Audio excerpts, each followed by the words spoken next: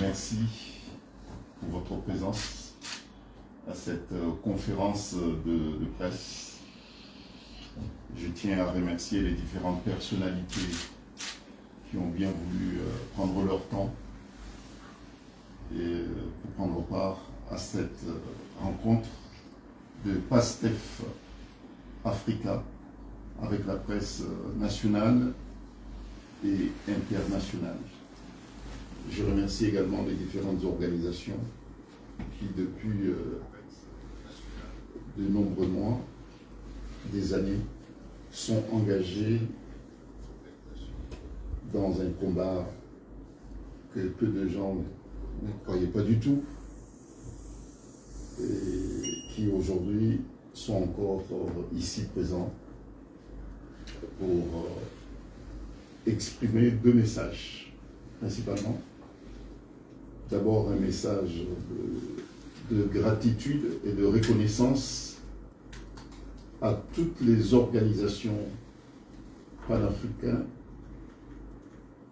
qui ont, à notre demande, accepté d'apporter leur concours dans le combat qui a été mené par le peuple sénégalais, qui a abouti aujourd'hui à une alternance qui était difficile, très délicate, très conflictuelle dans un premier temps, qui ont provoqué des morts, des blessés et des pertes des biens.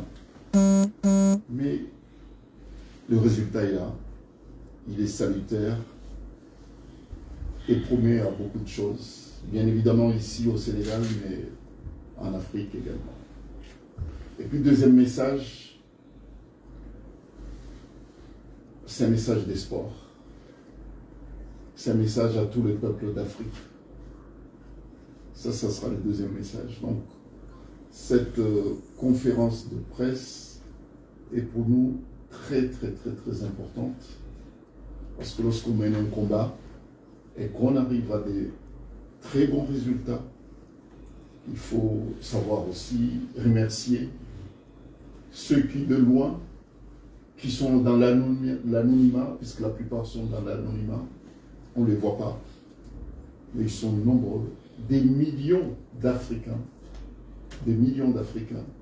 qui se sont identifiés dans ce combat, qui chacun a apporté sa contribution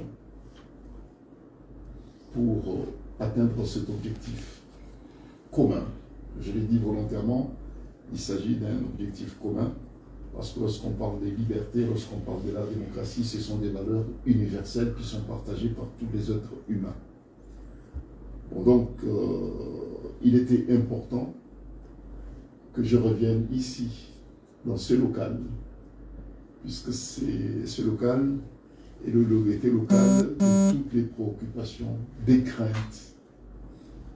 Nous avons tenu, je ne me rappelle même pas, le nombre de conférences de presse qu'on a tenues ici, avec vous, les mêmes visages, des journalistes inquiets, curieux, de savoir quelles étaient les recherches, quelles étaient les stratégies, quel était notre espoir. On était là avec vous. Aussi, je tiens aussi à exprimer toute ma gratitude aux journalistes. Vous avez fait un travail exceptionnel. Vous avez accompagné la cause de tous les Sénégalais et partagée par tous les Africains. Je me rappelle de vos regards, je me rappelle de vos questions, je me rappelle de vos curiosités lorsque certains baissaient le moral et certains baissaient le bras, n'avaient plus le moral. Et vous, à travers vos questions, ça se voyait aussi que vous partagez, mais à votre façon, puisque vous êtes avant tout des journalistes, mais à travers vos questions, ça se voyait aussi que vous exprimez aussi une forme d'inquiétude. Mais vous avez été présent, vous avez relayé l'engagement de tous les Africains pour le Sénégal. Vous avez été présent. Bon, donc je tiens aussi à vous exprimer ma gratitude. Vous avez fait certes votre travail de journaliste, mais ça se voyait aussi que vous vous sentiez, au-delà de votre travail de journaliste, que personnellement, vous vous sentiez aussi concerné, ce qui est tout à fait normal. Donc, il m'a semblé tout à fait normal, dans la mesure où je suis ici et que je reviendrai ici, mais aujourd'hui particulièrement, il m'a semblé tout à fait normal de vous exprimer ma gratitude, mon admiration par rapport à votre disponibilité. Il m'est arrivé de vous réveiller quelquefois à 22h, 23h pour vous dire que je souhaiterais m'entretenir avec vous demain matin. Et vous êtes toujours montré disponible. Il n'y avait pas d'heure en fait. Personne n'avait d'autre disponibilité que servir cette cause. Bon donc, c'est pas, nous avons vécu une situation tout sauf banale. Donc il ne faut pas banaliser ce qui s'est passé. Et il s'agit d'un acte pour l'histoire du Sénégal, mais pour l'histoire aussi pour notre continent. Donc ce n'est pas une histoire de PASTEF seulement, mais c'est une histoire maintenant de PASTEF Africa. Puisque ce qui se passe ici, ce qui s'est passé et ce qui se passe en ce moment, ici au Sénégal, de nombreux Africains, les peuples d'Afrique, continuent à jauger les premiers actes pour justement continuer à susciter cet espoir. Donc je me devais, compte tenu de ma position, celle que j'avais, à exprimer justement ce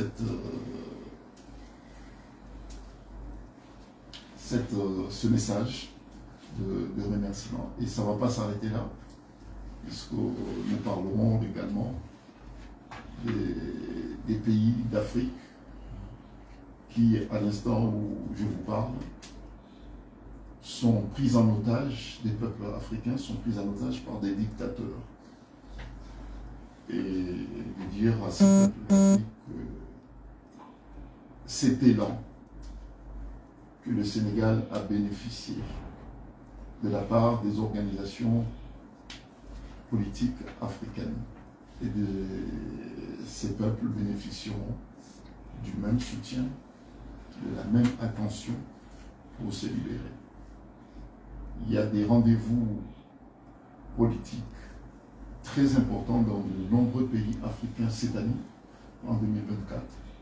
Nous allons nous organiser pour voir comment être présents dans ces différents pays pour leur apporter ce que nous avons pu apporter au peuple sénégalais. De l'écoute, de la solidarité et une présence africaine partout où il y aura des élections présidentielles particulièrement, pour aider, du moins contribuer à une alternance démocratique. Bon.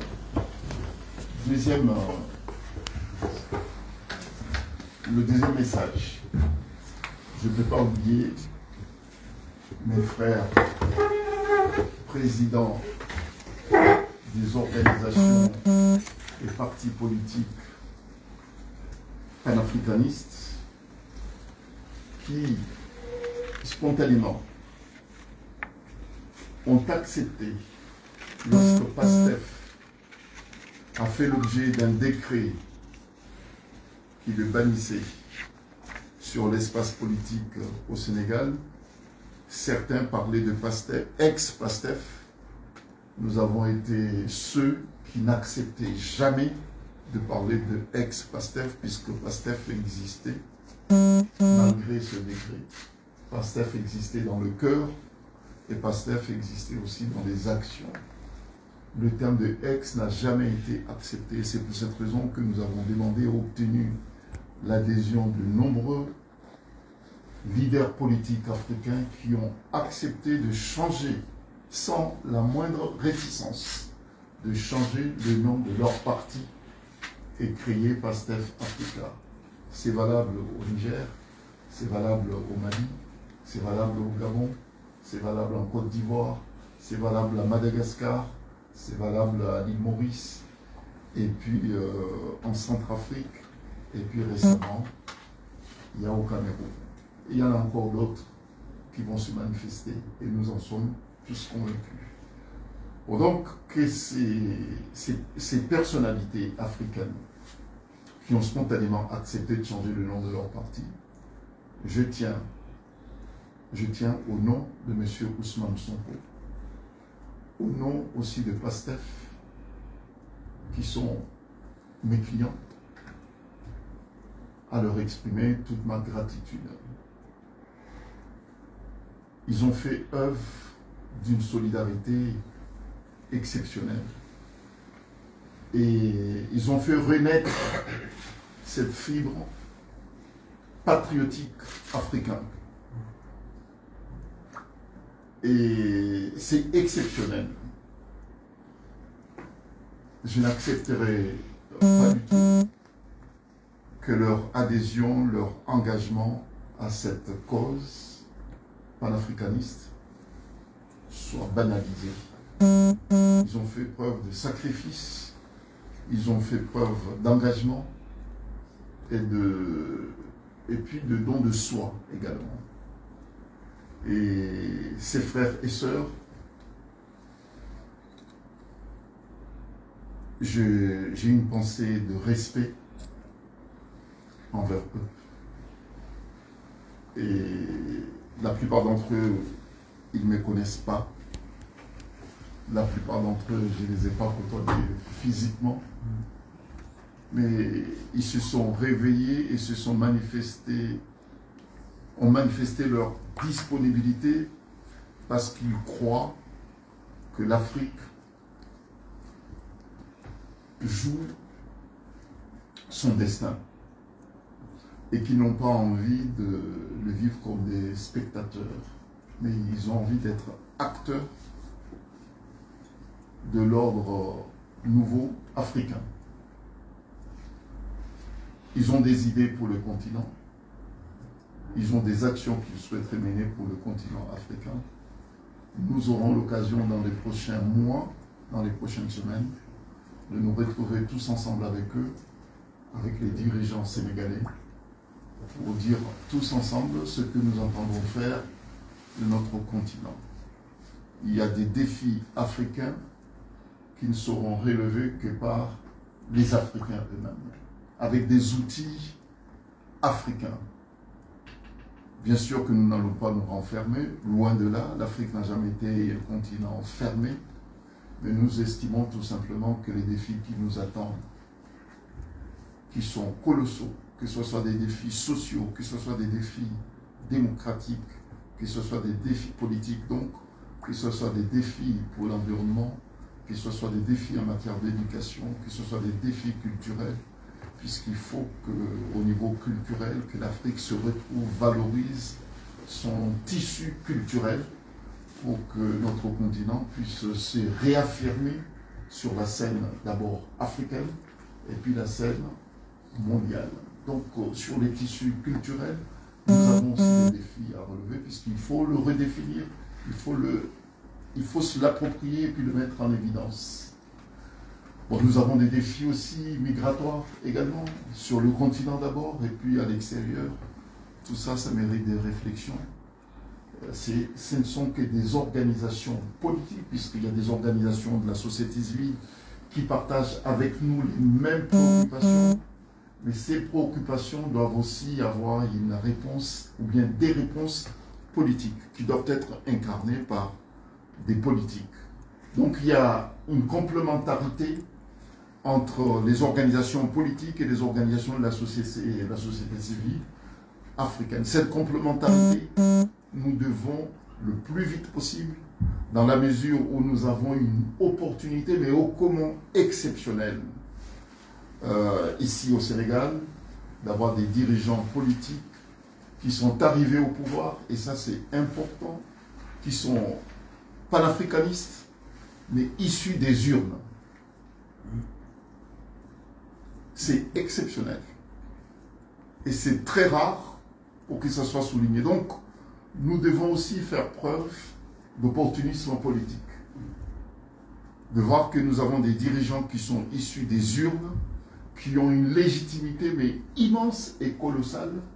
Cette légitimité doit servir bien sûr au Sénégal, puisqu'il y a des urgences qui sont propres au Sénégal, mais il y a aussi des urgences africaines. Donc il y a une obligation qui repose sur les épaules des nouveaux dirigeants sénégalais qui dépasse le cadre du Sénégal. Et nous allons nous organiser, toutes les organisations PASTEF Africa vont se réorganiser pour voir comment ils peuvent être utiles à cette nouvelle vision africaine qui va sans doute être amorcée à partir de Dakar.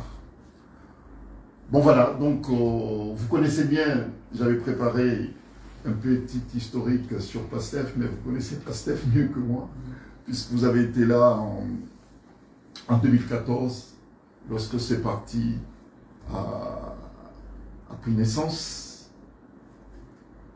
C'est un parti de 2014-2024 qui était composé à l'origine de 8 personnes. 8 des potes. Ils se sont tous retrouvés ensemble pour dire qu'est-ce qu'il faut. Est-ce qu'il faut continuer sur la voie qui est déjà tracée, ou bien il faut y voir de rupture pour faire émerger un Sénégal nouveau. C'était ça, au fait, la rencontre de ces 8 potes. Vous voyez où est-ce qu'ils en sont? Qui l'aurait cru en 2014? Qui l'aurait cru? Il n'y a que ceux qui ont des convictions. Il n'y a que les hommes de conviction qui peuvent bousculer ce que certains semblent évoquer comme un ordre établi et inébranlable. Il n'y a que les hommes de conviction qui arrivent à faire bouger les lignes. Bon, bien sûr qu'il y a eu des morts, bien sûr qu'il y a eu des blessés, bien sûr qu'il y a ceux nombreux qui ont perdu leurs biens, mais le résultat est là. Vous ne pouvez pas manger un omelette, sans casser les œufs. Il faut accepter de faire don de sa personne pour arriver à des objectifs louables. C'est une très très belle leçon. Moi, lorsque les gens m'appellent pour dire que je souhaiterais parler à Ousmane Sonko, je leur dis, écoutez, laissez-les se reposer un peu, puisque ce qu'ils ont vécu, c'est incroyable. Je pense qu'il y a des scénaristes qui auront matière à écrire, puisque c'est quand même un acte historique. Mais qui l'aurait cru?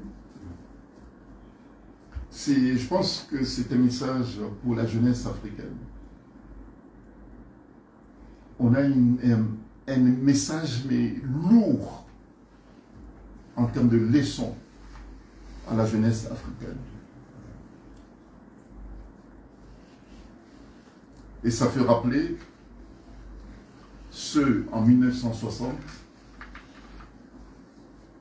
que ce soit ceux du nord, du sud, du centre, de l'ouest et de l'est de l'Afrique, se sont tous identifiés et se sont retrouvés pour une cause, la souveraineté africaine. Ils ont arraché les indépendances avec douleur, des pertes de vies humaines, mais ils l'ont obtenu. Certains, comme dans l'océan Indien, ont pris un peu de retard, 15 ans de retard, pour obtenir leur souveraineté. Mais ils se sont quand même retrouvés. Bon, maintenant, il y a une autre forme de souveraineté. C'était une souveraineté politique qui n'est pas encore effective, mais c'est un premier pas quand même qui a duré plus de 60 ans. Mais maintenant, 60 ans après, il faut penser à autre chose. 60 ans après, il faut penser à autre chose. Ben là, maintenant, c'est la responsabilité de notre génération. De dire que faire maintenant des années à venir. Bon, voilà les deux messages que j'ai tenu à formuler. Je tiens à remercier mes grands frères qui, avec moi, depuis l'Europe, ils sont de la diaspora. nous avons mené ce combat en Europe, nous avons fait des déplacements dans de pays en Europe pour justement non seulement défendre Pastef, non seulement pour défendre Ousmane Sonko et ses amis, Diomaye, mais aussi parler de l'Afrique. Ils étaient présents, ils sont encore présents, je tiens quand même à leur exprimer toute ma gratitude. Je remercie également les différentes organisations des jeunes. Il est l'un des représentants des organisations des jeunes africains qui sont ici au Sénégal, étaient présents dans nos différentes conférences de presse, dans nos différentes rencontres, qui ont mobilisé les jeunes africains qui sont ici au Sénégal pour cette cause. Il était important qu'ils soient présents ici aujourd'hui pour justement prendre la parole et puis exprimer, comme je l'ai fait à ma façon, exprimer aussi leurs sentiments par rapport au combat mené et puis par rapport aux défis à venir. Je remercie également monsieur le ministre, ancien ministre, monsieur Daoud Mohamed, qui était candidat aux dernières élections aux Comores. Je ne dirais pas spolié, ici on parle des spoliés, mais là-bas on parle des victimes de la dictature. Donc il est le représentant des candidats aux dernières élections présidentielles aux Comores. Il est venu ici au Sénégal, il a assisté à la cérémonie d'investiture, mais au-delà de cette présence à la cérémonie d'investiture, il est aussi porteur d'un message d'inquiétude, d'indignation, de condamnation. Bon, j'ai eu l'occasion de vous parler d'Azali Assoumani. Je ne sais pas s'il est encore marabout de M. Macky Sall, ou bien s'il faut parler de l'ex-marabout de Macky Sall. Mais en tout cas, Macky Sall l'avait dit lui-même personnellement à l'Union africaine à Addis Abeba, qu'Azali Assoumani, ce n'est pas seulement mon ami, mais je vais vous dire une confidence, c'est aussi mon marabout. Il l'a dit, je ne sais pas s'il est encore comme marabout, mais en tout cas, s'il y a quelqu'un qui a mal conseillé Macky Sall, c'est Azali. Et je me demande même s'il n'est pas responsable de tout ce qui s'est passé ici au Sénégal, puisqu'il suffit de voir ce qu'il fait aux Comores. Il suffit de voir le massacre qu'il fait aux Comores. Et je pense que Macky Sall a eu le très mauvais conseil de sa vie. Et le très mauvais marabout qu'il ait eu de sa vie. En tout cas, s'il a eu un très mauvais marabout, c'est Azali. Bon, puisque, voilà. Donc, monsieur le ministre prendra sans doute la parole pour vous donner plus d'informations sur la situation préoccupante chez nous aux Comores.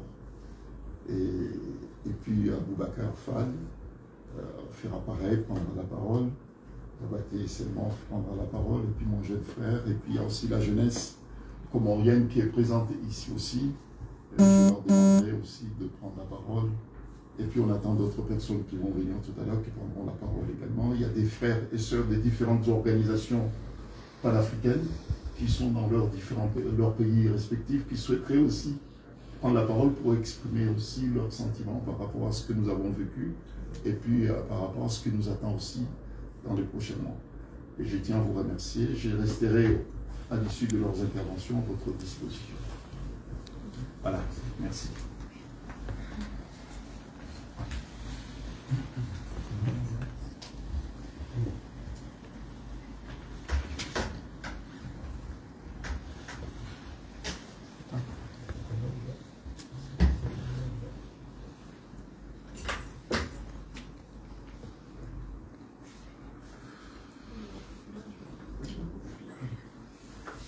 Bien, écoutez, vous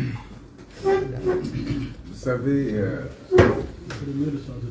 la cause africaine nous concerne tous. Que l'on soit de la diaspora ou qu'on soit resté au pays, nous nous devons de toujours penser Afrique. J'ai jamais compris les humains, je dirais bien les humains, ou les hommes ou les femmes, qui ne s'intéressent pas à la chose politique. Parce que c'est par la politique qu'on organise une société. Tous les actes de la vie dépendent de la politique.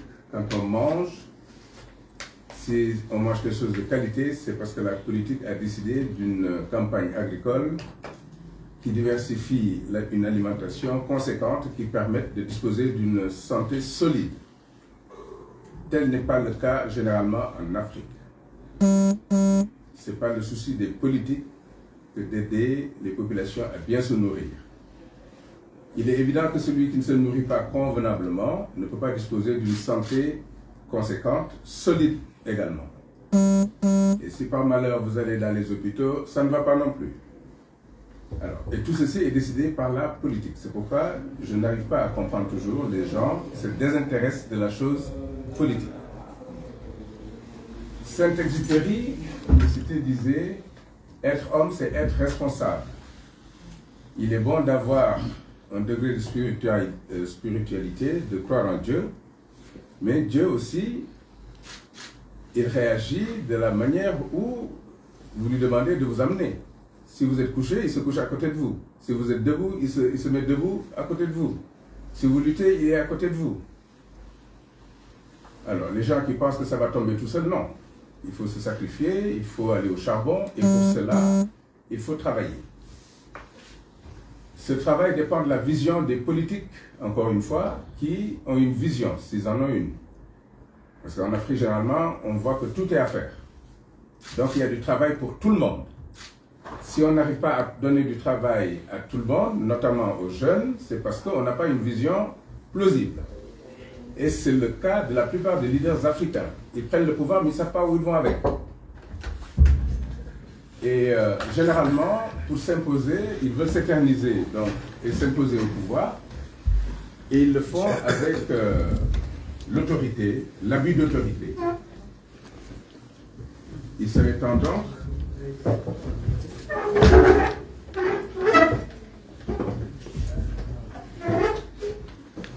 temps les populations s'accaparent de la chose politique pour s'imposer et avoir une vie plus confortable, plus aisée. Tout passe par la politique. N'est-ce pas?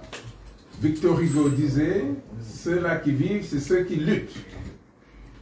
Donc tout passera également par la lutte.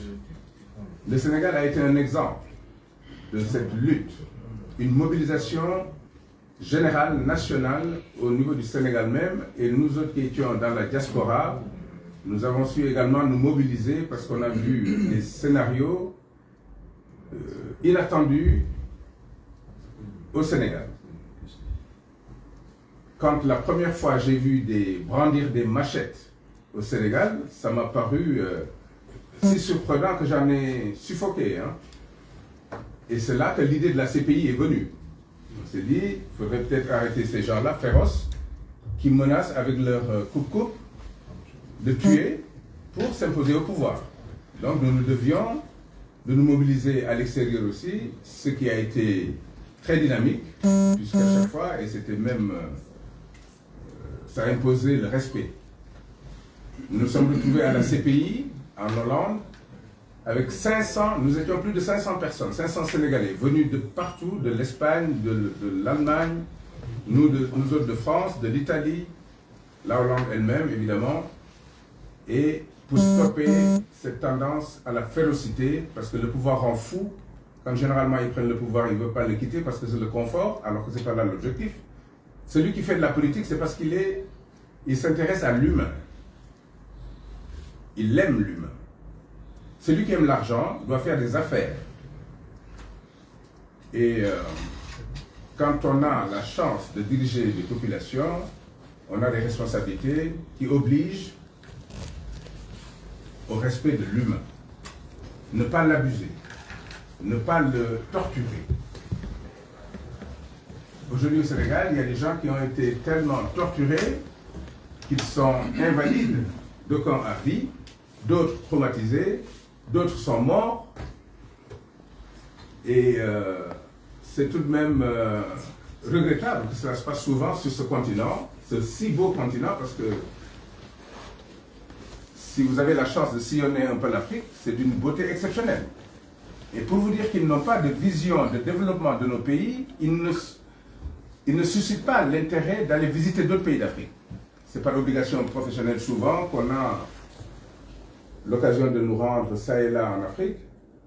Et c'est d'une beauté exceptionnelle. C'est-à-dire qu'il nous suffit simplement de nous mettre à l'œuvre, de travailler pour que les autres communautés au plan international viennent migrer chez nous. Nous avons toutes les richesses. Il suffit de former les gens, de former les cerveaux et de mettre une dynamique de développement, tous secteurs confondus. Mais l'économie de nos pays, souvent, n'appartient pas du tout à nos pays, ne profite pas à nos pays. Pourquoi? Parce qu'il y a une complicité des dirigeants africains avec l'Occident. Il faut dire les choses de manière claire. Des pouvoirs qui restent 40 ans. Vous imaginez en Europe un pouvoir de 40 ans? Ça n'existe pas. Ça n'existe pas. C'est du temps des royaumes. Et ça me fait rigoler parce que, et amèrement, hein, parce que quand je vois des jeunes qui prennent des pirogues pour aller vers un Eldorado inexistant aujourd'hui, parce qu'il y a une crise qui frappe le monde entier. Et quand on nous méprise, quand il y a cette attitude de condescendance vis-à-vis de la communauté africaine, ça fait mal. J'ai vu une image de jeunes Sénégalais arrivés en Espagne qui couraient le long des nationales, des routes, ne savaient pas où ils allaient. Ils ne savaient pas où ils allaient, ils étaient attendus nulle part. Des organisations, des ONG donc, non gouvernementales, s'attelaient à les accueillir pour ne pas qu'ils meurent, gracieusement. L'Italie s'en est pris à la France, parce que la plupart du temps, la France a ce problème-là d'esprit colonial, de vouloir toujours rester et piller nos ressources pour le confort des populations par là-bas. Donc, alors que les Africains ont besoin de vivre aussi. Donc, nous devons de nous ressaisir, et je m'adresse à nos frères africains, nous sommes panafricanistes, nous souhaitons former un bloc africain, puisque tous les autres continents, pour la plupart, se sont constitués en bloc. Nous préférons rester éparpillés, de petites populations, 17 millions ici, 4 millions des fois même en Mauritanie. Ce n'est pas un pays. Il faut faire un bloc.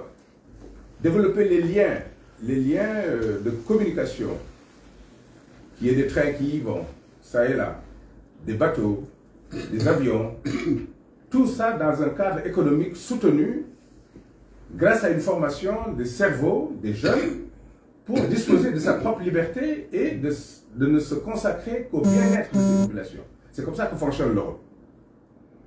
Les pouvoirs en place dans ces pays-là sont très contrôlés. Et il faut qu'on arrive à une chose qui est symbolique, c'est que les urnes ne doivent plus être en bois, c'est terminé. Ça doit être transparent, qu'on voit très bien qu'il n'y a rien dedans avant de démarrer quelconque vote. Il faut commencer par le commencement. Il faut que tous signent des traités qui les obligent à respecter la volonté des populations. On ne peut pas venir abuser de la confiance des gens qui vous ont élus et ne jamais vouloir quitter le pouvoir. Ça doit être terminé. Désolé, le temps monte un peu parce que tellement on a tendance à... Voilà. Non mais le cas de l'Afrique est un cas éloquent parce que Dieu nous a tout donné pour être heureux. Hein? Ne serait-ce que le soleil qui sort tous les jours ici. Nous, on vit en Europe, on peut rester 2 semaines, on ne voit pas le soleil. Et avec ce soleil, on fait beaucoup de choses. L'électricité, on peut donner la lumière à tout le monde grâce à ce soleil-là. Vous allez à Dubaï, dès 16 h, tous les immeubles sont illuminés grâce à l'énergie solaire. Ici, Dieu nous a donné cet ensoleillement tout le temps, on n'en fait rien du tout. Vous prenez le cas des ressources halieutiques, la mer, ça ne profite pas aux populations non plus. C'est la nature qui l'a amené à l'homme. Mais ils ne sont même pas capables de mettre des pirogues, du moins pas des pirogues, des chalutiers. Parce que les pirogues qu'il y a là, je donne le cas du Sénégal, c'est nos aïeux qui les ont conçus il y a plus de 400 ans.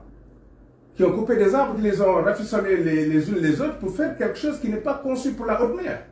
Donc c'est dangereux. Alors pendant ce temps, il y a des chalutiers qui bien entendu, allaient embaucher du monde. Ils seraient 15 ou 20 par chalutier pour pouvoir mener une activité de pêche qui profite à la dignité humaine. Parce qu'ils auraient du travail, ils auraient des revenus et ils pourraient donc s'assumer. Mais on est dans un tourbillon par manque de vision de ceux-là qui dirigent les pays.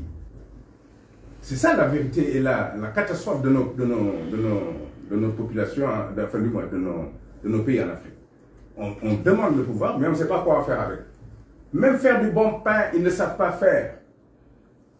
Nous, on le voit, hein? On voit comment le pain est fait de l'autre côté. Et ici, c'est symbolique le pain. Hein? Le pain ici, il est vide. Mais le président ne s'en occupe pas. Lui, il a peut-être les croissants le matin, des choses que... Voilà. Même si ça ne fait pas partie de notre culture. En tout cas, permettre la liberté d'expression aux populations qui désignent des gens qui soient respectueux de leur volonté. Je m'en arrête là. On aura l'occasion peut-être de revenir sur d'autres sujets, mais l'Afrique nous fait beaucoup mal et nous devons de faire un bloc. Le panafricanisme, il n'y a que cette solution-là. Nous y croyons. J'en ai terminé. Attends. Micro. Les micros.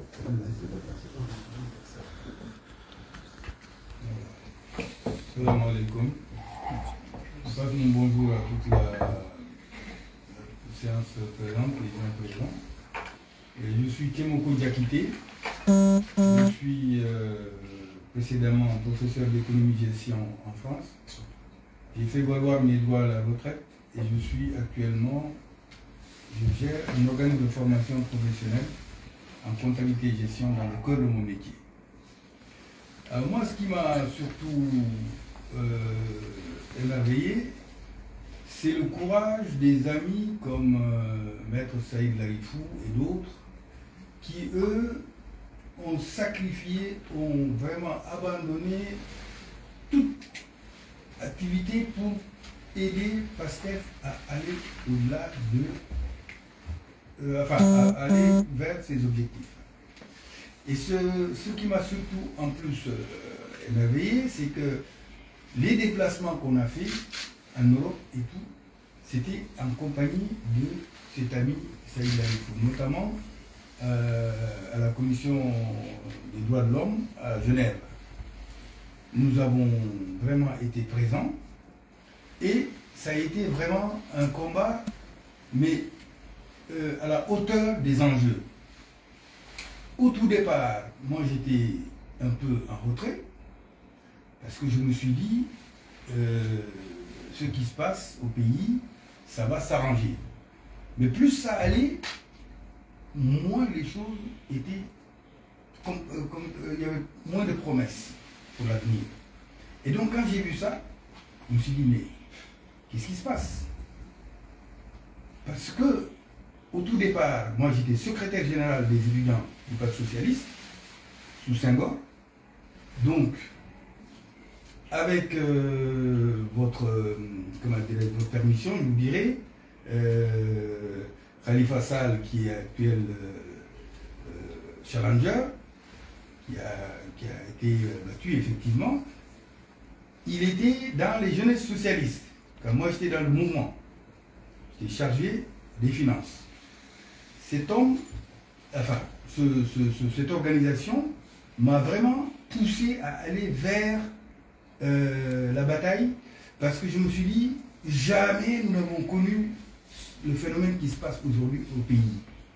On a vu des gens qui ont perdu leur emploi, des gens qui ont perdu, comment dirais-je, la vie, des gens qui ont perdu leur ménage, et tant d'autres phénomènes. Et donc on ne pouvait pas rester plastique par rapport à tout ça. Et c'est pourquoi moi, en réalité, je me suis impliqué aux côtés, surtout, curieusement, parce que j'aurais dû être le fer de lance, mais c'est des amis comme Saïd Larifou qui nous ont insufflé le combat vers l'international, à la CPI, et ainsi de suite. Et donc, pour ma part, je crois que je ne peux pas aller au-delà de ce qu'il a dit. Je remercie encore une fois Saïd et aussi l'ami Babacar Fall. Et puis voilà, je pense que je vais m'en tenir à ça, et puis pour ne pas monopoliser la parole, parce qu'il y a d'autres qui doivent attendre. Je vous remercie.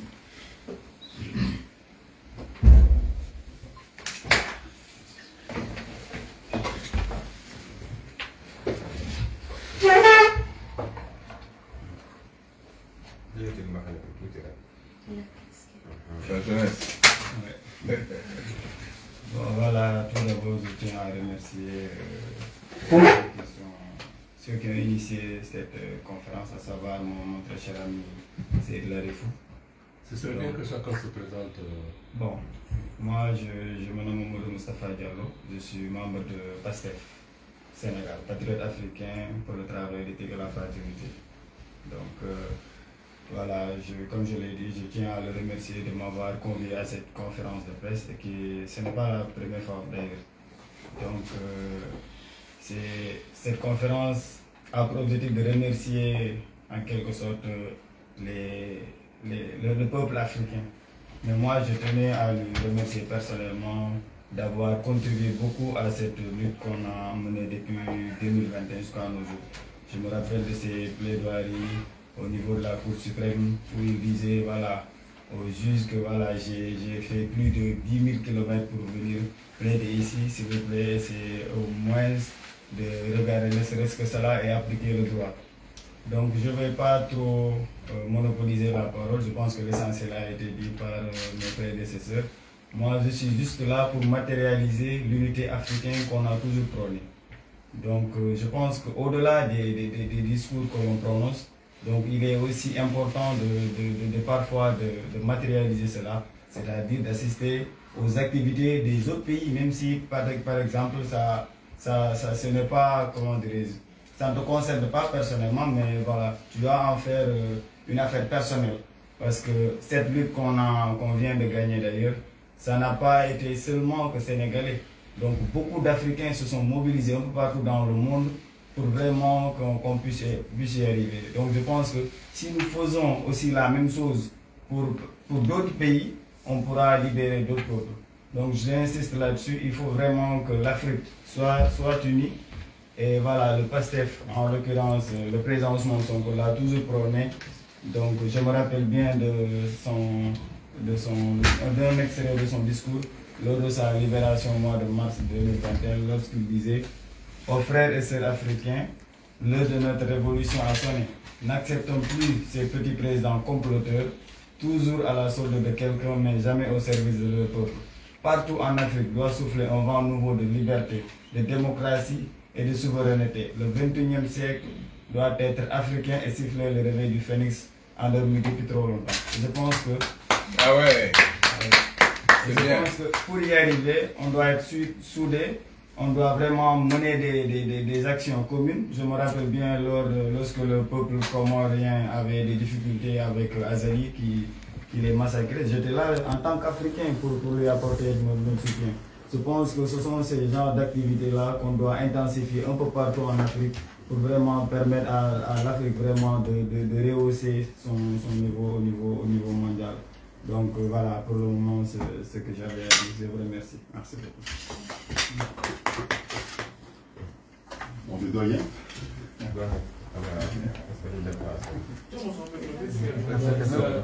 Vous n'aurez pas de mal à faire du montage après?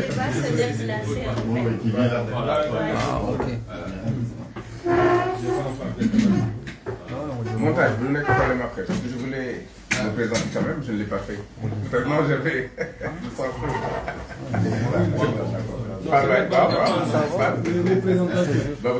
C'est Maître Babacar. Non, c'est... Beaucoup de gens me confondent, je ne suis pas avocat. Parce que quand on a fait Genève ensemble, et donc il y avait Juan Branco et Maître Larifou, et moi je suis plutôt un consultant dans le secteur du tourisme et de l'hôtellerie. Et le panafricanisme, je l'ai essayé. J'ai sillonné beaucoup de pays pour aider l'Afrique à sortir de l'ornière. Mais souvent, c'est un secteur qui fait peur aux dirigeants. Parce que ça ouvre le pays au monde. Bon, maintenant, c'est Ousseynou Fall. Voilà, donc Ousseynou Fall, qui est un des membres éminents du pool d'avocats, l'ex-pool d'avocats de M. Ousmane Sonko et de PASTEF. Donc, merci de lui rapprocher les micros. Je vous remercie beaucoup. Et je m'excuse du retard. C'est dû à certaines impondérables du Ramadan et une grippe méchante qui m'a terrassé après la victoire. J'ai tellement jubilé que... voilà. Donc, nous sommes contents Enfin, je suis particulièrement content de revenir ici au lendemain de la victoire de notre client Ousmane Sonko. Il faut le dire, à un certain moment, on était à bout de souffle.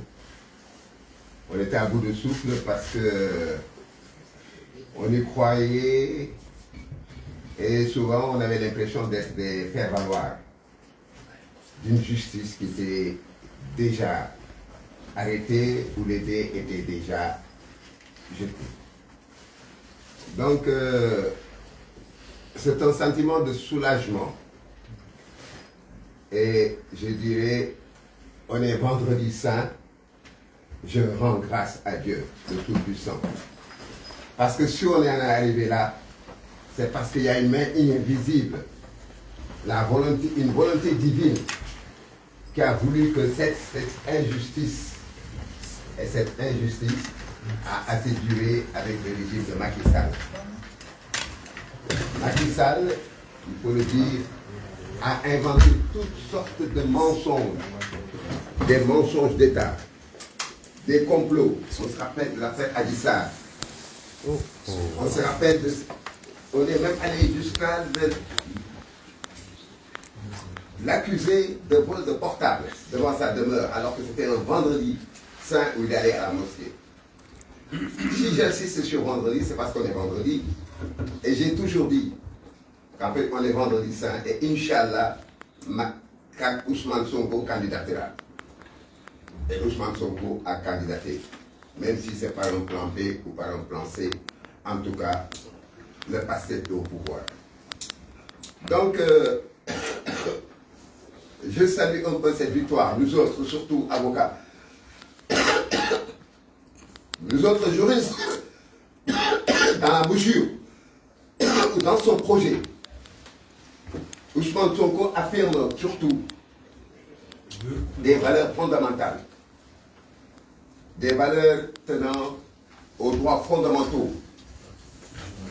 aux droits humains, à la liberté d'expression, des droits, des valeurs tenant à l'indépendance de la justice,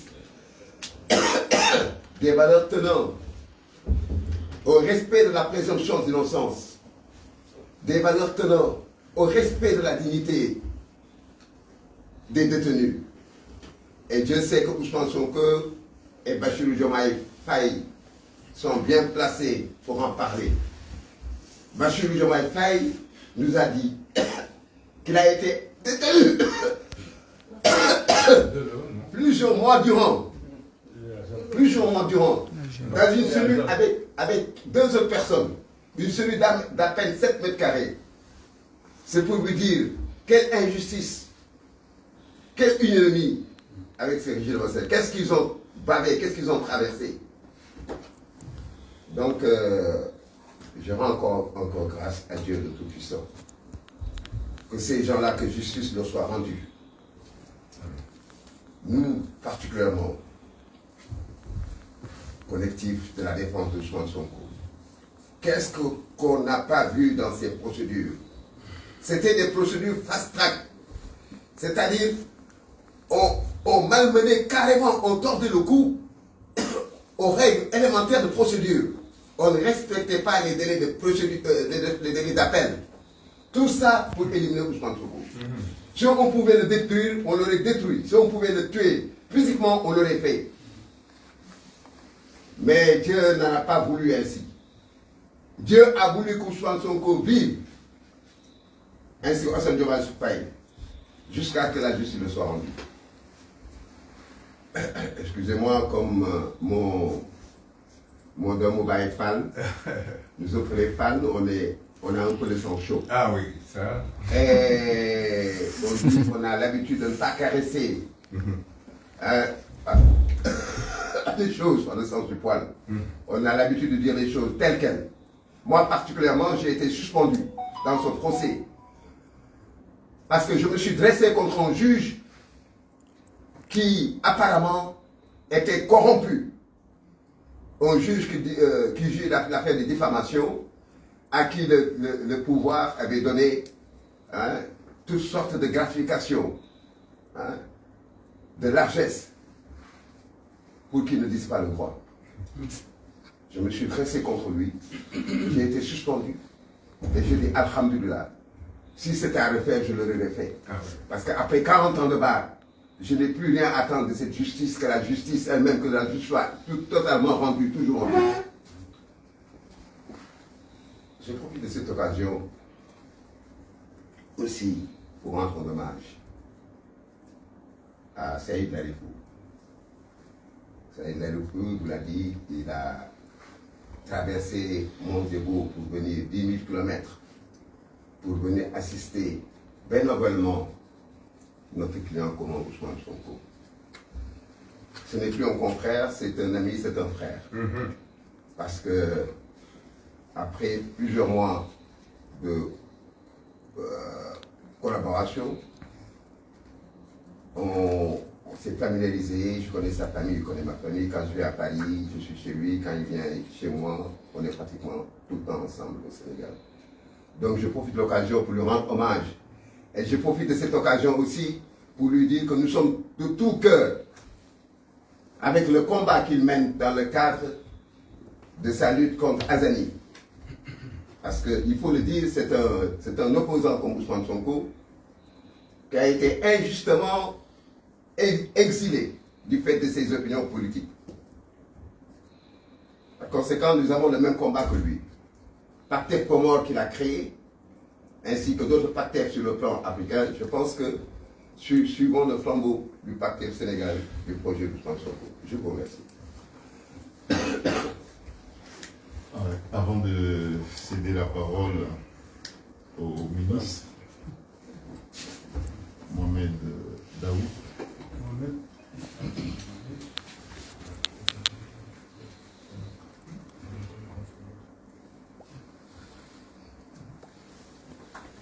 Oui, donc je tiens quand même à rendre hommage à mon confrère, ami et grand frère, le doyen, notre doyen, Ousseynou Fall. C'est vrai, la première fois je suis venu assister Monsieur le Président Ousmane Sonko dans le cadre de l'affaire en diffamation. Je suis arrivé et la veille du procès, on l'a cherché partout au Sénégal, à Dakar, pour lui signifier sa suspension. La veille du procès. Il était traqué, recherché partout, puisqu'il fallait absolument notifier cette décision de suspension pour l'empêcher de ne pas être à l'audience. Ça, je m'en souviens. Et j'ai salué l'avocat, avec un grand A, qui, malgré cette suspension, c'est l'image que je retiens de lui, qui est venu dans la salle d'audience sans la robe, mais l'avocat était là. Qui est venu dans la salle d'audience, on lui a clairement dit que vous n'avez pas droit à la parole, mais vous pouvez tout faire à un avocat sauf l'empêcher de ne pas prendre la parole. Sans la robe, mais il a pris dans la salle d'audience. Ça, pour moi, je tenais quand même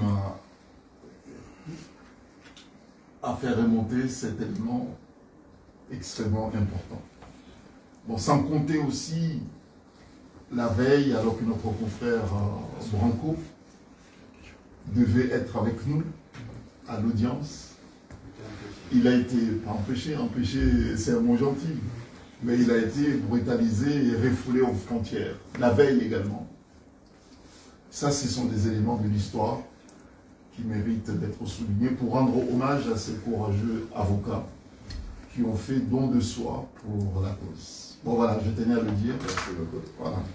Bon, je cède maintenant la parole aux représentants de l'opposition comorienne.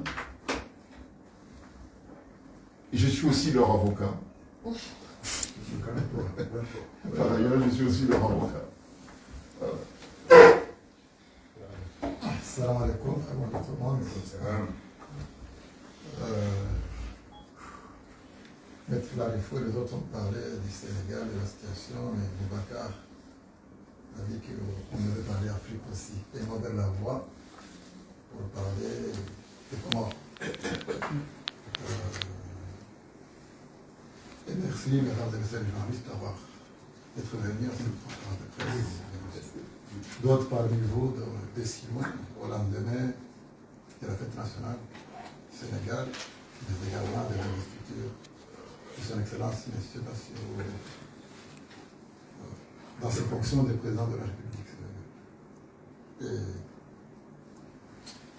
Qu'il s'agissait d'un événement historique, une leçon de démocratie pour l'Afrique, et je me devais aujourd'hui de féliciter le peuple sénégalais et saluer aussi le courage et la détermination de la jeunesse sénégalaise, qui a donné une leçon de démocratie à tous les jeunes africains.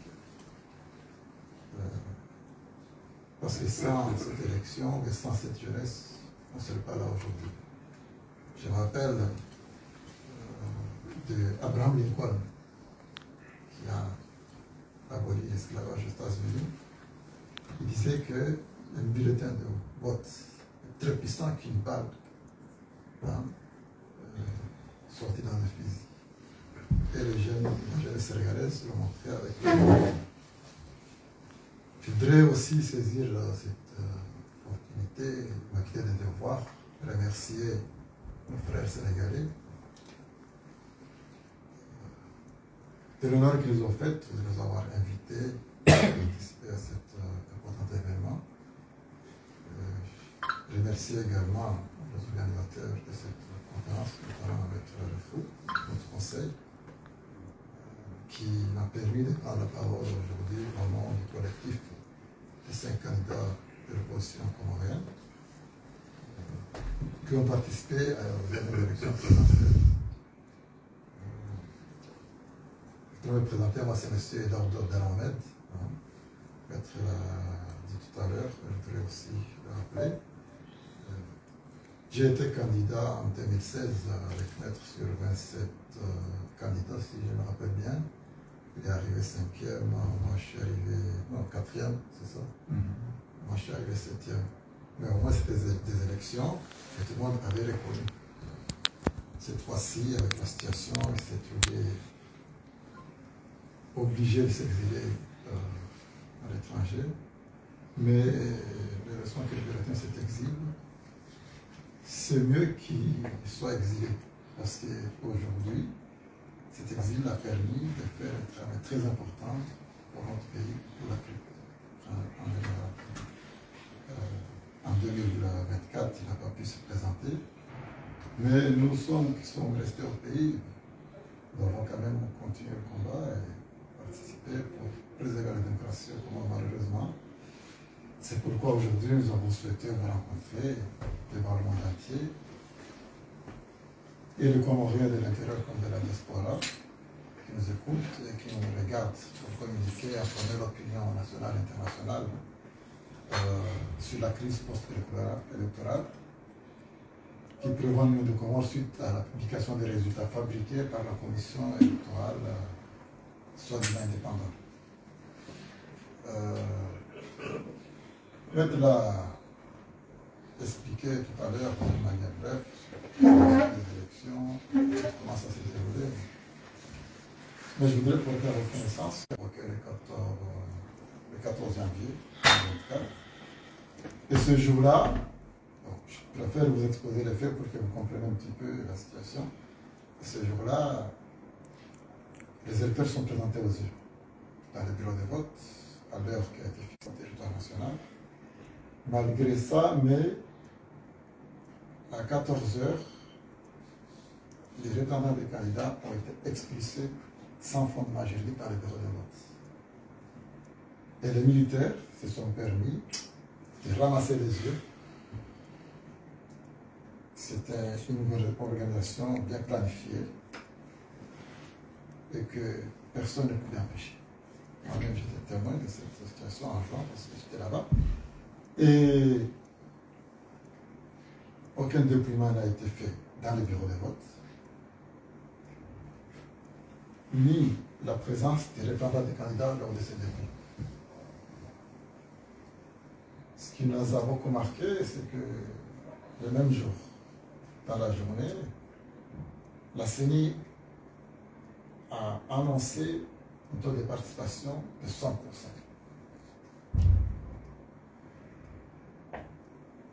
Le 16 janvier, le jour de la proclamation des résultats, ils ont annoncé un taux de participation, non, 60% le 14, et le 16, ils ont annoncé un taux de participation de 16%. Vous avez déjà les incohérences des chiffres. Pire encore, la Cour suprême, on ne sait pas par quelle magie, le 24 janvier, quand ils ont publié pour valider ces résultats fabriqués, ils ont annoncé un taux de participation de 56%, sans pour autant expliquer les nombres de voix qui ont été rajoutés pour permettre de tirer le taux de participation à 56%. Donc, malgré toutes ces régularités, nous avons, sous le conseil de Maître Larifou, déposé des requêtes auprès de la Cour suprême qui n'ont pas été prises en compte, parce qu'il n'y a pas eu de débat contradictoire, malgré tous les preuves que nous avons disposées, des vidéos, des images, des témoignages, mais la Cour a décidé des résultats. Je tiens ici à saluer la jeunesse comorienne parce qu'ils ont dénoncé ces résultats. Vous savez tous, il y a eu des blessés, plusieurs blessés, il y a eu des morts. Alors je vous parle, il y a eu des jeunes qui sont détenus arbitrairement dans les casernes de la gendarmerie depuis plus de 2 mois sans pourtant se présenter devant un juge. Violation des procédures, comme le doyen vient de le dire. Parce que ce qui se passe ici, puisque c'était une équipe, Macky Sall et Azali, a pris des répercussions au Comores. Donc c'est un mode opératoire. Donc face à cela, nous avons opté pour une stratégie de 3 volets. D'abord juridique, utiliser tous les voies légaux dont nous disposons pour faire annuler ces résultats et demander l'organisation de nouvelles élections. Nous avons entamé aussi des démarches diplomatiques, rencontré des pays, saisi des chefs d'État, et je tiens à saluer certains pays qui ont témoigné leur soutien à notre combat, notamment les États-Unis d'Amérique, le Royaume-Uni, l'Union européenne, qui ont demandé des explications par rapport aux résultats qui ont été publiés, qui n'ont pas reconnu ni félicité le président Azali. Tout ça, on fait qu'aujourd'hui, à partir du 26 mai 2024, Azali a souffert d'une légitimité, d'un problème de légitimité et de légalité. Donc nous travaillons pour organiser des états généraux, pour proposer des solutions de sortie de crise qui permettraient à notre pays de respirer, et nous comptons suivre la voie qui a été tracée par le pasteur ici. C'est la raison pour laquelle tout à l'heure je disais que c'est une leçon de démocratie et qu'enfin nos différents pays puissent se développer sur la base de la démocratie et de la liberté. Voilà à peu près ce que j'avais à dire par rapport à la situation en Comores, mais je pense que cette histoire de panafricanisme, il faut un travail pédagogique. Faire découvrir les Africains entre eux-mêmes, se découvrir. Aujourd'hui, j'ai entendu beaucoup de choses par rapport à ce qui se passe au Sénégal, bien qu'auparavant, je l'ai toujours su, mais j'ai pu avoir des éléments davantage par rapport à la situation. Et même que j'ai pu partager la situation qui prévaut au Congo. Voilà ce que j'avais à dire, parce qu'aujourd'hui, vous savez, on est vendredi, et qu'en tant que musulmans, nous devons aussi rendre à la grande prière. Sinon, il y a beaucoup à dire par rapport à cette situation. Et je suis disposé à répondre à vos questions, si jamais. Voilà, je vous remercie. Je prends la parole.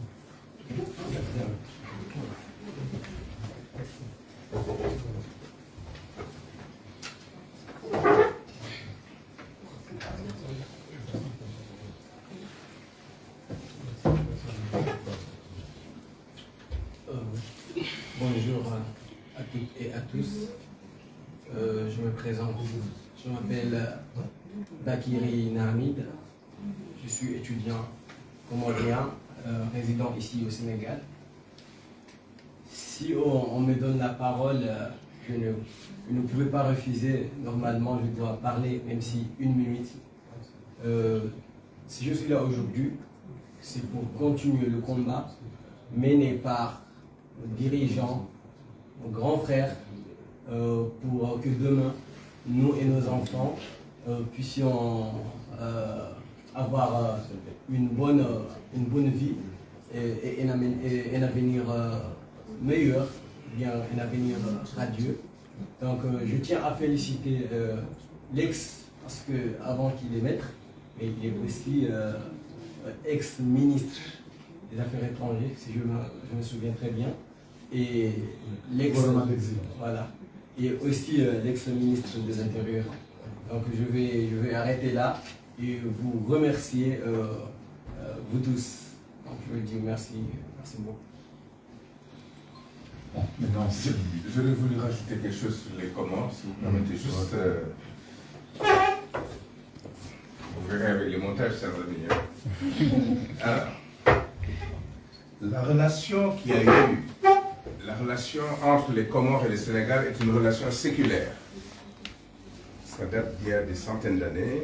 Les Sénégalais sont partis là-bas et aujourd'hui j'apprends qu'il y a des professeurs comoriens, c'est ce matin que vous me l'appreniez. Donc c'est symbolique d'une Afrique unie. Seule solution pour sortir ce continent de l'ornière.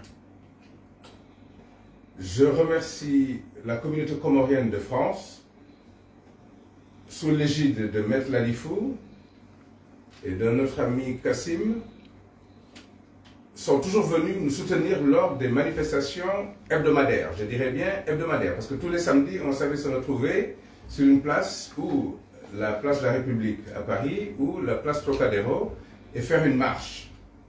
Ils étaient toujours à nos côtés. Donc j'en appelle à la communauté sénégalaise de Paris, de France. Nous nous devons de renvoyer l'ascenseur à nos frères comoriens.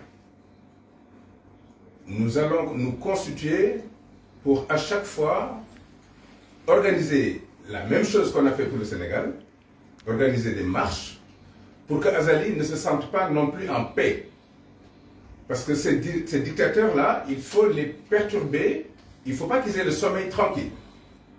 Celui qui perturbe toute une communauté dans sa vie, qui devrait être une vie de décence, mérite également d'être secoué. Donc nous le déclarons à M. Azali, nous viendrons nous occuper de votre cas aussi. Nous allons nous mobiliser partout en Europe et ailleurs, aux États-Unis aussi, pour faire savoir ce que vous faites chez vous. Nous allons déloger tous les dictateurs africains pour que nos populations soient respectées. Ils ont une dignité. Que les instances internationales comprennent très bien que les Africains ont besoin de recouvrer leur dignité. Et c'est dans une légitimité totale. Voilà ce que je voulais dire à la communauté sénégalaise, de soutenir les frères comoriens pour que l'on puisse libérer ce pays qui est frère également. Merci. Je vis en Europe depuis belle lurette, une cinquantaine d'années je dirais, mais on n'a jamais oublié l'Afrique. Pendant 20 ans, pour ce qui me concerne, j'ai sillonné l'Afrique au titre de consultant dans les secteurs du tourisme, de l'hôtellerie. J'ai fait une dizaine de pays. Souvent, je me rendais même dans des pays où on entendait crépiter les balles la nuit. Et alors que j'étais au ressort. C'est vous dire que c'est risqué, tout ceci est risqué, mais nous devons de le faire. C'est nous qui ne le ferons pas nous-mêmes. Personne ne viendra nous libérer si ce n'est les Africains par eux-mêmes. Symboliquement, j'ai eu une demande du Congo RDC, et là je le soumets à Maître, qui me disait, mais dites à M. Sonko de venir nous libérer. Donc ça c'était une demande, une requête à Paris, samedi dernier, des Congolais. Je dis non, il n'appartient pas à Ousmane Sonko de venir vous libérer. Prenez-en l'initiative et on vous soutiendra. Il est certain que dans ces pays-là, la dictature est bien plus féroce. Macky Sall à côté pourrait même être un gentil bonhomme. Mais ce qu'on a fait à Macky Sall, là, qui est parti, nous allons faire la même chose à tous ces dictateurs qui sont dans la folie du pouvoir, parce qu'à un moment, ils ne voient pas Dieu, ils ne voient pas le prophète, ils pensent qu'ils sont Dieu et prophète. Il va falloir les aider à sortir de là. C'est une folie, c'est un traumatisme. ce pas des gens normaux. Ils sont dans autre chose. Donc, il faut les aider à sortir de leur folie pour que les gens puissent regagner leur dignité et leur sérénité. Voilà ce que je vais dire. Merci. Je voulais juste rajouter, compléter, M. Boubacar, par rapport aux relations comoro-sénégalaises. On n'est pas des pays amis, on est des pays frères. Vous savez que le premier président comorien, il avait une conférence juridique sénégalais. Donc c'est tout à fait naturel si aujourd'hui M. Arifou fait partie des conseils des Nations Unies. Il nous a renvoyé l'ascenseur alors. C'est naturel. Mais on a mené le combat et c'est d'une fierté. Mais si on est l'Europe pour aller dire non, non à la dictature.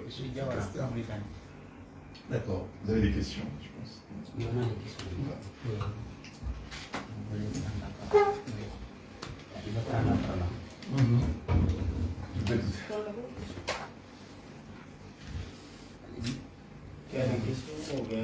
Question ou rajout?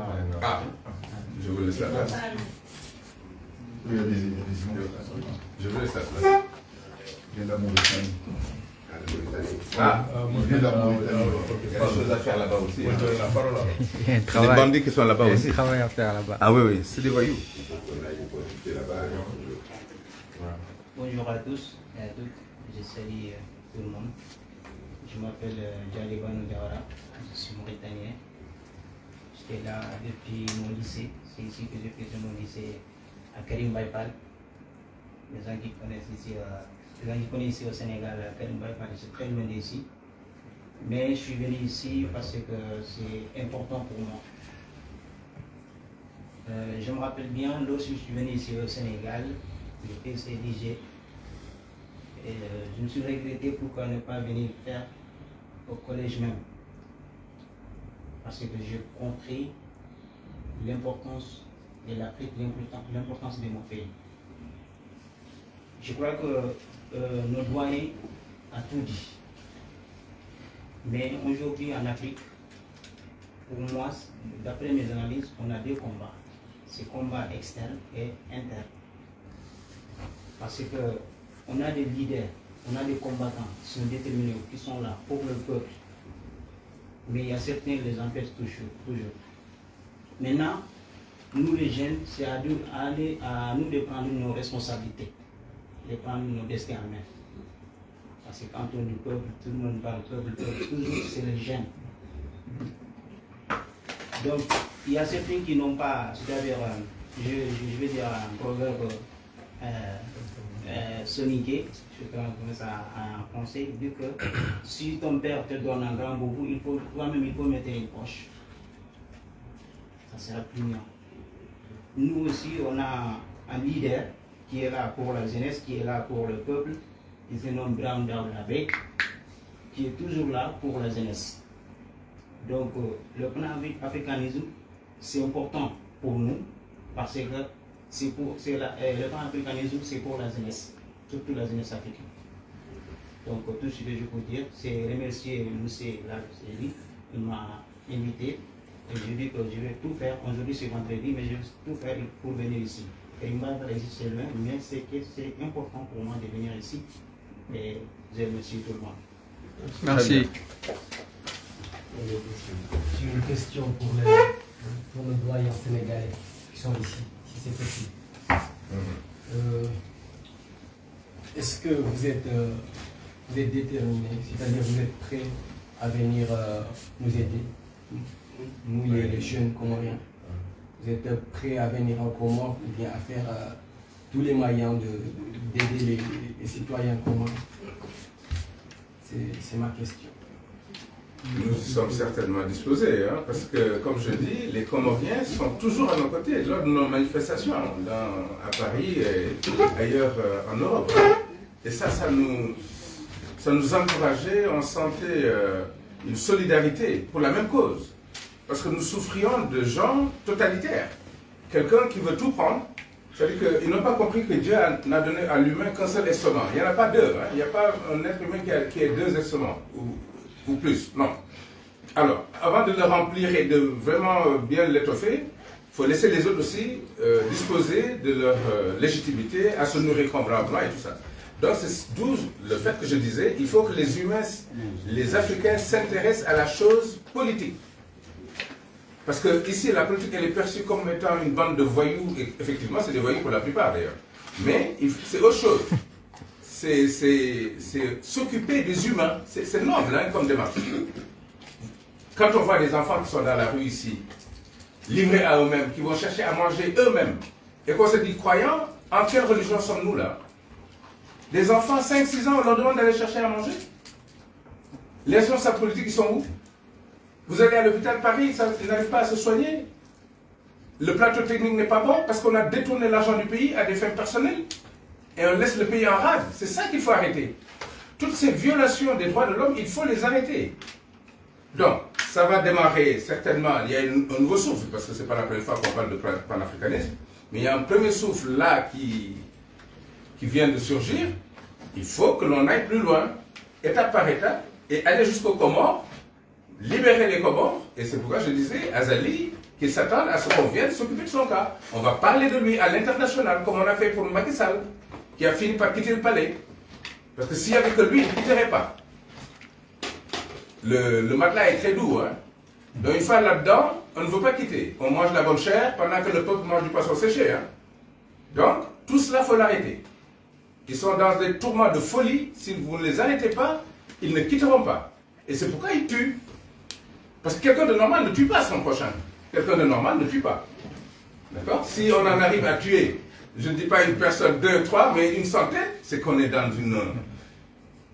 une démence. Voilà. Donc, et ceux-là qui sont acolytes, qui mangent autour du bol, ils les mettent dans des pulls. Tu es le plus beau. Et le bonhomme, il se dit, ah bon, je suis très beau. Hein? Donc, ils ne quittent pas. Il faut les aider. C'est une manière de lutter, c'est les aider à partir. Voilà. Mais les Comores, nous allons nous occuper de ça. J'ai dit à Maître que nous allons constituer un noyau dur pour faire la même chose qu'on a fait pour le Sénégal. Voilà. Alors, pour ma part, je crois que ce qu'il va falloir organiser, c'est que les aides sont multiformes.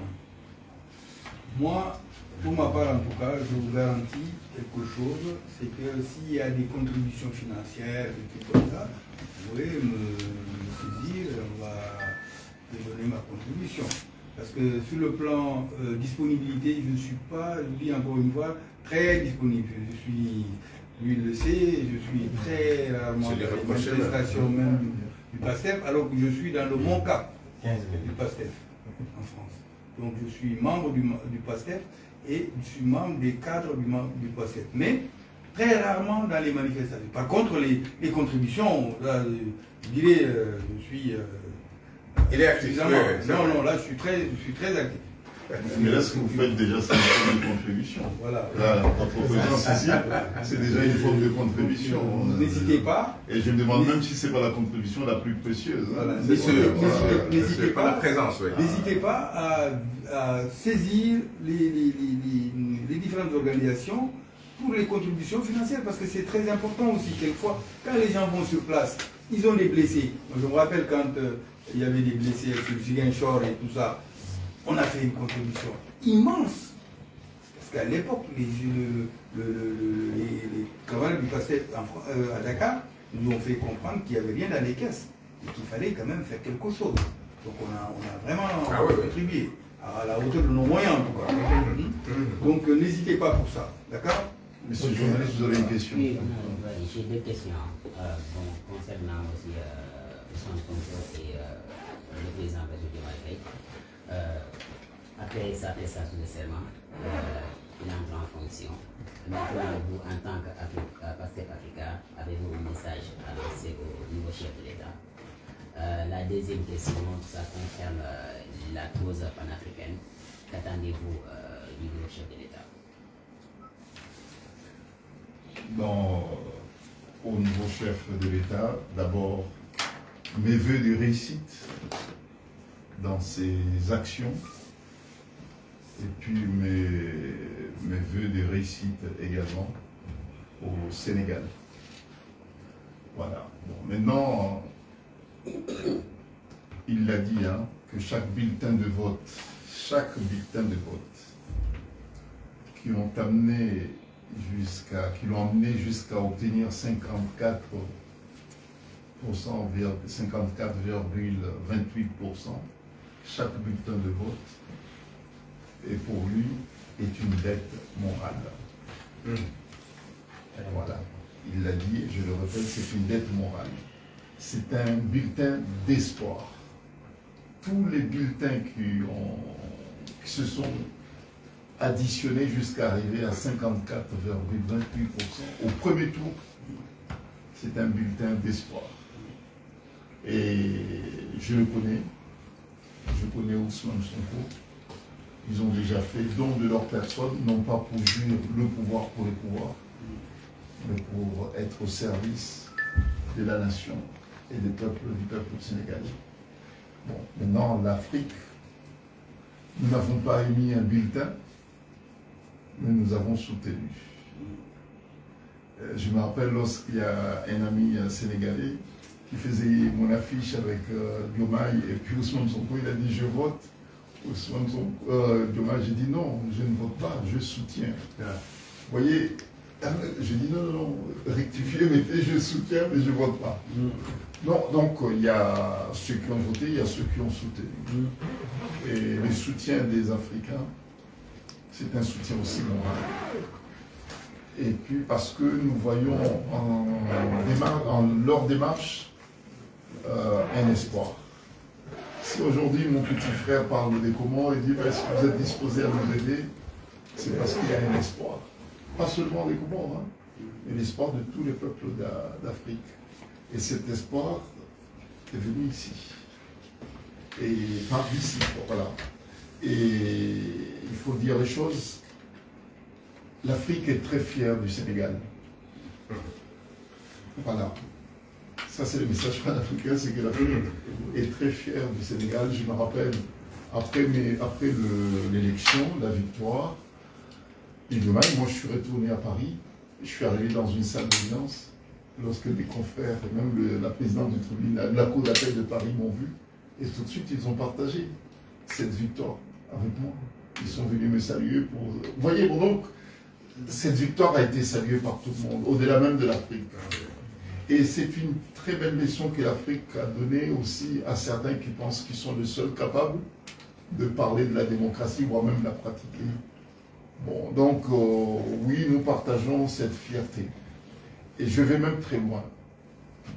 Je ne vais pas lui dire de quoi il s'agit. Mais nous avons un prix spécial pour le peuple sénégalais. Merci. Et ce prix-là sera connu dans les prochains mois, prochaines années. Puisque le peuple sénégalais mérite une distinction et nos organisations réfléchissent et vont très prochainement, Inch'Allah, faire savoir au monde entier le prix décerné, non pas un pouvoir, hein, puisqu'il faut faire la différence, mais il y aura un prix décerné au peuple sénégalais. Bon, ça, le monde entier le saura dans les prochaines semaines, les prochains mois. Mais nous y travaillons. Puisque je pense qu'il faut que nous arrivons en Afrique à distinguer les meilleurs, nos champions. Il faut valoriser nos champions. Comme ça, ça va pousser les autres aussi à faire autant. Et les cancres, il faut les sanctionner pour qu'ils deviennent meilleurs aussi. Puisqu'il y a des cancres, et puis il y a les meilleurs. Donc les champions, nos champions, c'est le peuple, notre champion, c'est le peuple sénégalais, donc il sera distingué. Et puis les cancres, bon, ils auront leur distinction. Donc, bon, voilà, donc c'est ce que je voulais dire. Donc, je pense que cette victoire est la victoire du peuple sénégalais. Et cela mérite d'être soutenu, mérite d'être dit partout. Pour que ça inspire d'autres peuples aussi à se libérer. Voilà. Et nous ne voulons pas que ce qui s'est passé ici soit banalisé. C'est tout sauf un acte banal. S'il vous plaît, moi j'ai quelques préoccupations. Mais bon, puisque le temps presse et puis bon, mes confrères ont déjà pris beaucoup d'éléments, je voulais juste résumer quelques trucs, quelques points que je voulais partager avec vous. C'est-à-dire que quand on parle de la victoire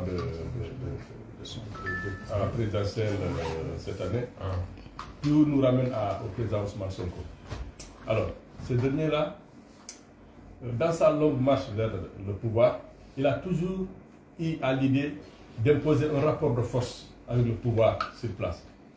Il a toujours été focus sur le rapport de force. Alors, ça a été favorisé par un certain nombre de facteurs, dont la presse qui a vraiment joué le jeu, parce que ici la presse elle était libre et indépendante, ce qui n'est pas le cas dans d'autres pays. Il y a aussi le cas des réseaux sociaux. Alors, vous comptez vous organiser pour, je pense, faire la même chose dans les autres pays. Est-ce que vous pensez que, compte tenu de la configuration de ces pays-là, manque de démocratie, les marches sont interdites, etc., comment comptez-vous vraiment vous organiser pour essayer d'imposer ce rapport de force-là aux différents pouvoirs dictatoriaux, je dirais comme ça, qui sont sur place dans les pays respectifs, comme vous le dites, 40 ans, pendant 40 ans, on est au pouvoir. Vraiment, ces choses-là doivent cesser aujourd'hui. Alors, ma question c'est de savoir comment comptez-vous vous organiser vraiment pour venir à bout de ces pouvoirs dictatoriaux-là. Deuxièmement, vous avez parlé de Pastef, vous avez parlé de 8 personnes, etc. Mais c'est parce que, globalement, la jeunesse a eu droit dans ce groupe-là. Ils étaient relativement tous jeunes. La preuve, le président, il a moins de 45 ans. Sonko lui-même, il est dans ce social. Donc, c'est parce que ces gens-là étaient jeunes. Et ils avaient tous ça a été le cas du candidat du pouvoir, le candidat Amadouba, qui est crédité d'avoir beaucoup de sous. Malgré tout, ça n'a pas fait que les gens ont voté pour lui. Parce que, comme je le disais, le niveau de conscience est arrivé à un niveau tel que, même quand vous avez de l'argent, les gens peuvent prendre, mais aller voter selon leur conscience. Il y a eu aussi des institutions fortes, des juges qui pouvaient, malgré tout, quoi qu'on dise, prendre des décisions qui ne vont pas forcément en faveur du pouvoir en place. On a vu comment, on peut dire, le président Diomaye s'est faufilé entre les mailles du filet pour pouvoir être candidat quand même. Parce qu'il fait partie d'un parti qui a été dissous. Cette candidature-là parce qu'il a essayé de déposer un recours. Ça n'a pas marché. Donc ça veut dire que les institutions aussi ont leur rôle à jouer. Ce qui n'est pas, comme je le disais tout à l'heure, forcément le cas dans beaucoup de pays. Vous le savez même. Donc, je pense qu'il y a toutes ces conjonctions de circonstances qui ont favorisé cette émergence, cette envie en Afrique, au Sénégal, de changement. Donc c'était un peu quelques réflexions que je voulais partager avec vous. Et quelque part, je pense que j'ai noté quelque part, Maître Fall. Voilà, vous avez parlé de grands ensembles, d'économie forte, etc. Alors que le président Diomaye, ça c'est la seule question, durant la campagne, a parlé de monnaie, qui a suscité beaucoup d'interrogations. Le Sénégal, d'après le président Diomaye, veut avoir sa monnaie. Alors que vous parlez de grands ensembles, vous avez cité l'Europe, etc., etc. Quelle est votre position sur cette question de la monnaie? La question de la monnaie, c'est la liberté. Aujourd'hui, cette monnaie CFA prive nos pays sous cette dictature. C'est une forme de dictature aussi. Prive nos pays de 50% de leur richesse qu'ils donnent gracieusement à la France. La France met cet argent sur les marchés financiers, dégage encore des bénéfices et leur prête de l'argent. Donc les endette. Et plus vous êtes endetté, moins vous en sortez. Donc on vous engloutit. Il faut sortir de tout ça. C'est du théâtre, sincèrement. Il faut que... Moi je dis, il faut qu'avant qu'on ne quitte ce monde, il faut arrêter ça. On vit. Parce que tout ça est parti du complexe du fait de l'histoire. On a été colonisé, l'autre nous a toujours opprimés, nous a inculqué sa culture. Là, on ne parle pas en Wolof, on parle en français. Bon, c'est peut-être une richesse quelque part aussi, si on est de pays différents. Mais moi, dans mes vidéos, enfin, il est arrivé que je fasse des vidéos, je dis à Macron, arrêtez. On en a marre. Vous prenez nos richesses, vous dites à nos enfants, ne venez pas, et vous sévissez chez nous. Vous soutenez des dictatures. Et je puis vous dire, là je vais lui envoyer la musique. Moi j'habite non loin de la nouvelle, c'est la langue française. Je suis à 10 minutes. Et le jour où récemment il est parti là-bas, je suis parti avec mon épouse, qui est très active aussi, hein, pour qu'il me serre la main sous les médias. Là. J'allais lui tenir, même depuis qu'on l'a giflé, malheureusement, il ne va plus dans un public comme ça. Je voulais lui tenir la main et lui dire, écoutez, dites la vérité aux Français, arrêtez de soutenir les dictateurs africains. J'allais lui parler comme ça. Moi, je m'appelle Fall. Dans nos familles, les Fall, ils ont toujours combattu la colonisation et tout ça. Hein. Donc j'allais lui dire, arrêtez de leurrer les Français, dites-leur ce que vous faites en Afrique. Et là, s'il m'écoute, qu'il arrête de soutenir les dictateurs africains et il n'y aura plus d'immigration. Il n'y aura plus d'immigration. On a assez de richesses si on les développe avec honnêteté, avec probité. Mais nous sommes des pays prospères par essence. On a tout, du diamant, de l'or, tout. Sous nos pieds, il y a tout. Il y a l'heure de la prière. On pourrait rester... Par rapport à votre problème de la monnaie, ce n'est pas le problème de la monnaie en soi, ce sont les mécanismes qui sont mis en place. Ils appauvrissent l'Afrique. Donc il faut revoir ces mécanismes et après le reste, tout seul. Bon, quant aux spécificités de chaque pays, effectivement, il y a des Afriques, non pas une seule Afrique, avec des spécificités pour chaque société. Mais il n'en demeure pas moins qu'il y a des fondamentaux, des valeurs universelles qui sont partagées par toutes les sociétés, et notamment en Afrique. Il y a des points de convergence, il y a des points communs, puisqu'aujourd'hui, par rapport à ce qui s'est passé au Sénégal, et tous les peuples d'Afrique se sont tous sentis sénégalais. Se sont tous sentis sénégalais, tous les peuples d'Afrique. Donc, s'ils se sont sentis sénégalais, c'est parce qu'il y a des valeurs qui ont été mises en évidence et défendues par le Sénégal. C'est cette valeur de liberté. Et toutes les libertés, la démocratie, c'est dans les constitutions de tous les pays d'Afrique. Donc, on ne viendra pas aujourd'hui nous dire qu'en Mauritanie, c'est impossible, parce que Mauritanie, c'est une autre société à part, on ne peut pas parler de liberté. Non. Bon. Et puis après, ça a été dit tout à l'heure, il y a des approches, il y a des stratégies à mettre en place, et puis il y a aussi une éducation aussi civique à mettre en place. C'est, à mon avis, ça va être l'un des travaux que nous allons mener, puisque nous n'allons pas tout de suite dire que il y a un tel schéma, on va l'imposer. Non, il y a toute une approche, il y a tout un travail qui a été fait. Hein? Je vais rajouter un peu pour conforter ce que vient de dire mon éminent confrère et ami Saïd Larépou, que pour chaque situation, il y a une approche différente. Tout à l'heure, vous avez posé la question à savoir, vous avez dit en fait qu'au Sénégal, Ousmane Sonko a voulu privilégier un rapport de force. Donc, si c'était un rapport de force, ça ne serait pas passé comme ça. Avant tout, Ousmane Sonko prônait la résistance, mais jamais la force. La force brutale, on ne pose pas la force. Ousmane Sonko a toujours privilégié la vérité sur le mensonge. Non, je ne parle pas de force physique. Non, je sais, laissez-moi vous répondre. Par conséquent, pour répondre aux appréhensions de nos confrères de la Mauritanie et des Comores, nous autres avocats, nous appartenons à la République la plus libre au monde. Par conséquent, l'autre jour, j'en parlais à mon confrère Larépou et à monsieur le ministre, que nous autres, moi personnellement, je suis disposé, comme lui, il est venu ici au Sénégal, bravant les FDS de Macky Sall, hein, risquant même d'être emprisonné comme Branco pour plaider. Par conséquent, je me dis, il ne faudrait pas quand même qu'on fasse le devoir d'ingratitude. Il faudrait pas que, il faudrait, comme l'a dit M. Fall, hein, qu'on puisse aussi rendre la monnaie de la pièce. Par conséquent, nous autres avocats, moi personnellement, je suis prêt. Je l'ai dit l'autre jour devant le ministre et M. Larépou, que je suis prêt à aller plaider là-bas pour la cause des opposants. Et ce que nous, on peut faire, vous autres, vous ne pouvez pas le faire. Parce que nous, nous sommes quand même protégés. Un avocat, on ne peut pas l'emprisonner, on ne peut pas l'arrêter comme ça, comme un vulgaire malfrat. Vous comprenez? Donc, il y a plusieurs approches. Comme l'a dit Saïd Larépou, il y a aussi le fait que la vérité, elle est immuable. Seule la vérité finit par triompher. Ousmane Sonko s'il a triomphé, c'est parce que dans la main de Dieu est la vérité.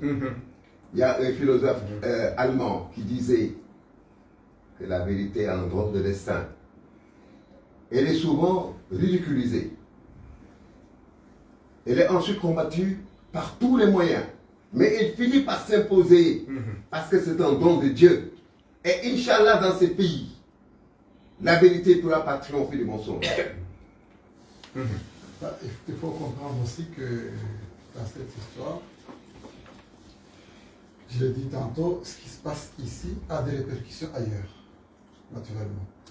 Donc, c'est aussi un problème d'état d'esprit. Ce qui s'est passé au Sénégal avait réveillé pas mal de jeunes dans différents pays et qu'aujourd'hui, nous estimons que c'est une leçon qui a été donnée à toute la jeunesse africaine. Et avec cette... Mais aussi, c'est par rapport, c'est pas une question de rapport de force, c'est par rapport à une vision.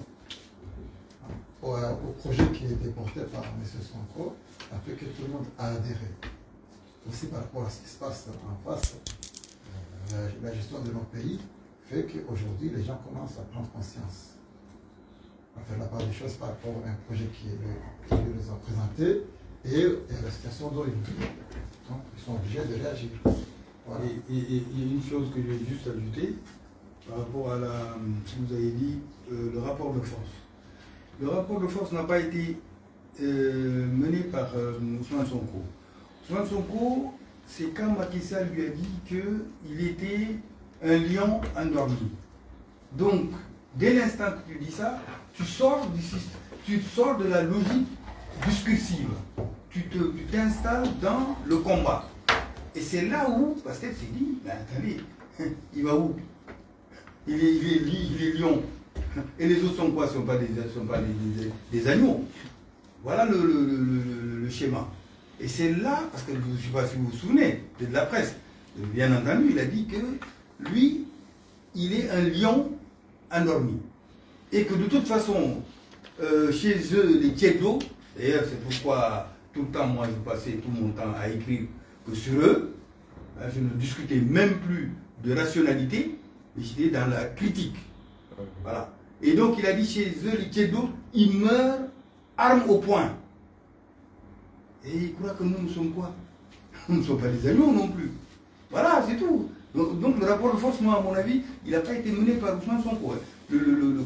C'est-à-dire qu'au Sénégal, souvent, on aime bien reprocher à la réplique plutôt qu'à l'attaque. Et l'attaque, on l'oublie. Vous répliquez, on dit, ah, mon moton. Tu vois? Fait que le truc est parti d'ailleurs. Vous voyez, c'est ça. Donc voilà, c'est tout ce que je voulais ajouter. Merci. Ok, je pense que vous avez des questions, c'est bon. Merci, hein. J'y réitère mes remerciements. Et... Mais on peut disposer de ça? Oui, oui. Ces documents. Je vous...